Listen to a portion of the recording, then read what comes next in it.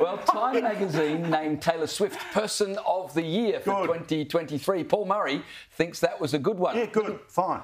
Just give me one reason why that was a worthy... Because she absolutely dominated the culture, right? Like, you've got to remember, the rules of Time magazine Person of the Year is not the most likeable, the most hated. It is just the dominant figure of a particular year. And her... Now, again, I get all of the conspiracy theories about why she's in the relationships she's with. But literally, she turns up at the NFL and the cutaways are of her. Right. She... helps keep the global box office up and through the roof when she does a concert video, right? She literally sells out all over the place. She is a phenomena, and again, you don't have to be into the music or not. I'm not a Swiftie, my kids are. I'm not a Swiftie, but I completely get the dominance of the figure. Yep. And if they turned around and it was Greta Thunberg or someone like that, she wouldn't have had the cultural impact that Swift had this year. So look at the pandemonium with the Australian tickets. Thank you. All right, so that's Time magazine's Person of the Year, but we're going to be a bit more prestigious tonight. It's the Sunday Showdown Person of the Year, a coveted award.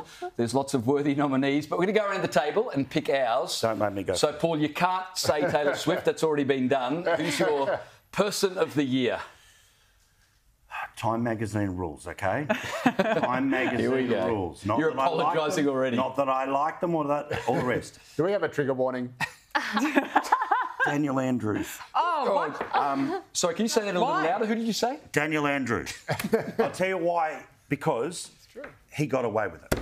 Like, he got away with it. Like, and again, Time magazine rules. I do not support this guy. I wouldn't have voted for it. We all know how I feel. But he was able to change the way, for the worse, Australian politics is played, state government is played. He has changed it forever, particularly the huge amount of taxpayer-funded polling that happens in and around.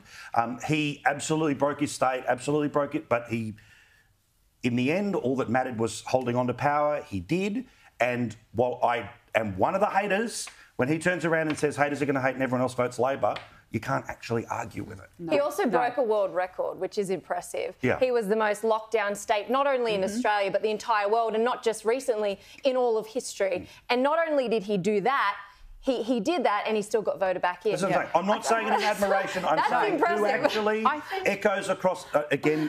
I think as well the same could be said from Mark McGowan in WA, but from the other side, because he also got away with it. He locked that state off for 2 years. Well, he was weak, and they all branded him state daddy. All the COVID leaders who lost the election were Libs. Correct. All the COVID leaders that were Labor walked away with the pensions for life. And good riddance to all of them. What does that tell you? It's funny, Paul, that you've nominated Dan Andrews as Person of the Year. Every Victorian golf club has nominated him non-person of the year. Repeat, when I cop, I'm not going to swear, for that pick, I will stand by. It is not support for the man, it is Time magazine rules that I'm trying to apply. We're going to edit this show, so it just... I know what's going to happen. Oh, you watched it for 13 years, and then you said, and